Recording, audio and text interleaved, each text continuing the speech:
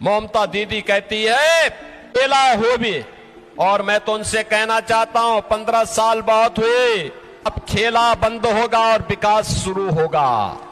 एक बार खेला शेष, उन्नयन शुरू। यूपी 25 करोड़ की आबादी का यूपी है, लेकिन 25 करोड़ की यूपी की आबादी में सड़क पे कोई नमाज नहीं होती है। বাংলার ভোটের মুখে তৃণমূল কংগ্রেসকে তীব্র আক্রমণ করলেন উত্তরপ্রদেশের মুখ্যমন্ত্রী যোগী আদিত্যনাথ। বিস্তারিত দেখুন। ভোটের দিন যত এগিয়ে আসছে ততই রাজ্যের রাজনৈতিক ময়দানে চড়ছে উত্তাপ, আক্রমণ, পাল্টা আক্রমণ ও হুঁশিয়ারি। প্রতি হুঁশিয়ারিতে সরগরম বাংলার নির্বাচন। এই আবহে এদিন রাজ্যে এক জনসভা থেকে তৃণমূল কংগ্রেসকে তীব্র আক্রমণ করলেন উত্তরপ্রদেশের মুখ্যমন্ত্রী যোগী আদিত্যনাথ।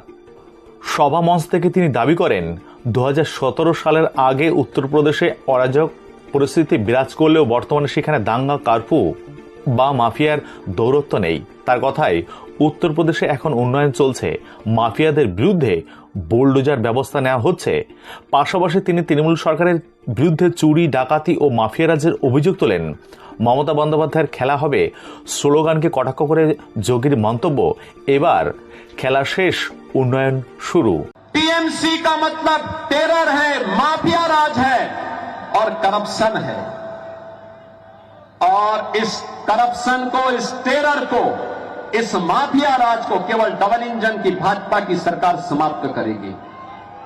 जैसे यूपी में गौ हत्या होने नहीं देंगे और हिंदुओं को मटक बटने नहीं देंगे, इस आह्वान के साथ कार्य हो रहा है, ऐसे ही बंगाल को भी डबल इंजन सरकार के नेतृत्व में काम करना है।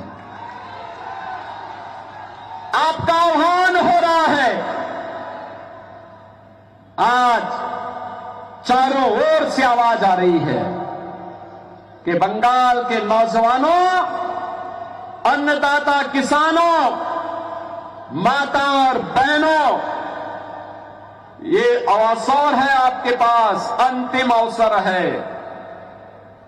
जिस बंगाल को पहले कांग्रेस ने, फिर कम्युनिस्टों ने और अब टीएमसी लूट करके कंगाल बना रही है, उस बंगाल को इनकी अराजकता से मुक्त कराओ।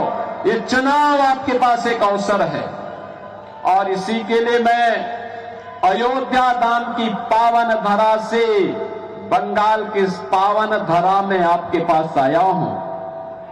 बहनों और भाइयों, मेरी आप सबसे विनती है, आप सबसे मेरा विनम्र आग्रह है, और आपसे मैं इस बारे में कहूंगा, बंगाल के अंदर जो ममता दीदी कहती है, वो कहती है कि खेला होबे, लेकिन हम कहते हैं कि ममता दीदी अब आपका खेला बंद।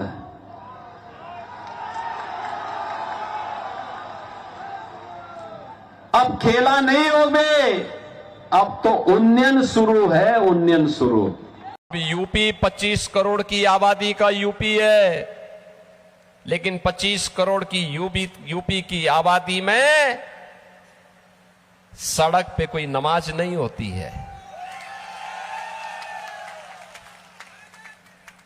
हर जनजाति समुदाय के व्यक्ति को आवास मिल गया है, जमीन का पट्टा मिल गया है, उसके पास अपना आवास है, अपनी जमीन है, उसको सभी प्रकार की सुविधाओं से आच्छादित किया गया है।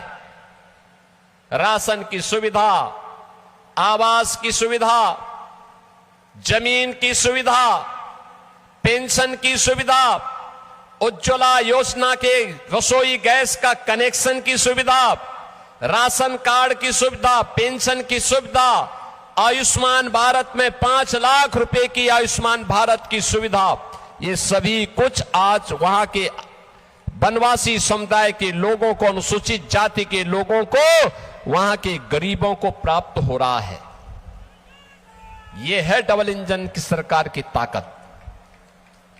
कोई भेदभाव नहीं, न जाति, न पंथ, न संप्रदाय, न क्षेत्र न भाषा, सबका साथ और सबके विकास का मॉडल देखना हो तो उत्तर प्रदेश के अंदर आप आइए, डबल इंजन सरकार के कार्यों को देखिए। और मैं इसीलिए आप सबसे कहने के लिए आया हूं, ये जो दंगाई हैं, ये जो गौ कसी करने वाले हैं, वनवासियों की और जनजातियों की संपत्ति को हड़पने वाले हैं, अनुसूचित जाति पर अत्याचार करने वाले टीएमसी के गुंडे, इनका उपचार केवल डबल इंजन की भाजपा सरकार हो सकती है, डबल इंजन की भाजपा सरकार। और बहनों और भाइयों, डबल इंजन की इस भाजपा सरकार करने के लिए आज आपका आह्वान करने के लिए मैं आपके बीच आया हूं। मैं अक्सर इस बात को देख रहा हूं, हम लोग आपको इस बारे में कह सकते हैं कि बहनों और भाइयों, हम सबको इस बारे में देखना होगा।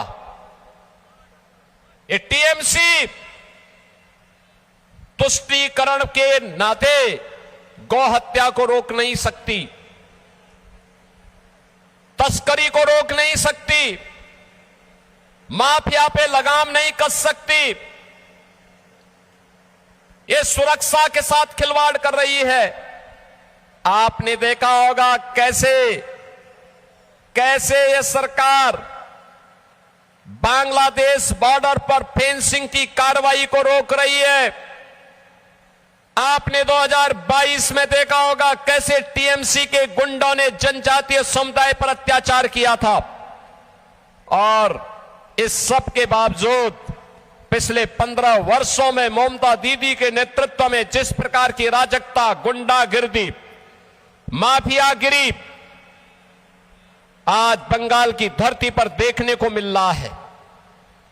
ममता दीदी कहती है कि अब खेला हो भी, और मैं तो उनसे कहना चाहता हूं 15 साल बहुत हुए, अब खेला बंद होगा और विकास शुरू होगा।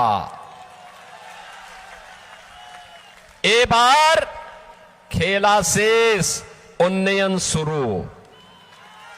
मैं कहूंगा ए बार, आप बोलेंगे खेला शेष, उन्नयन शुरू। ए बार उन्नयन, ए बार उन्नयन। बहनों और भाइयों, मैं आप सबका आह्वान करूंगा, मैं तो आपसे कहूंगा, ये बंगाल की धरती है, भारत की संस्कृति की, भारत की आध्यात्मिक परंपरा की धरा। हमें इस बात को तय करना होगा, बंगाल की धरती पर गौ माता को कटने नहीं देंगे और बंगाल की धरा पर हिंदुओं को बंटने नहीं देंगे।